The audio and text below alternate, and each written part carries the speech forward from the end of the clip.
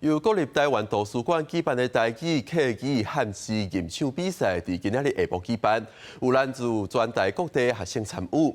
官方希望透过吟诗，通甲母语文化顶坚持校园。就学生讲，虽然家己台语要讲了袂练转，但是因为对台语真有兴趣，就来报名比赛练台语。只言修纵马牛声。伫台顶用台语吟诗，这是国立台湾图书馆举办的台语客语汉诗吟唱比赛，有来自全台各地学生参与。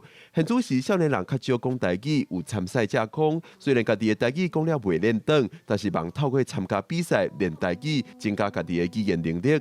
只言修纵马牛声言，我就可能无啥念有够，啊，搁有唱的部分吼是迄个春草明莲柳，草爱就管。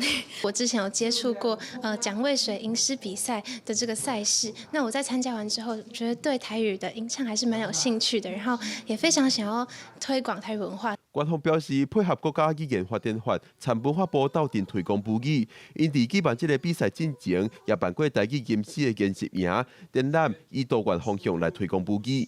歌能够影响生活，它代表的是一种文化力量的一个传承。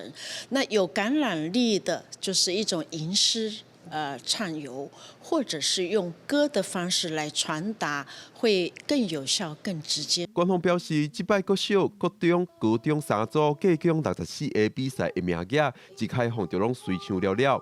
甚至有来自花莲、台东、屏东的囡仔就北参与。为报名状况来看，以吟唱歌诗来推广母语，学生反应是真好。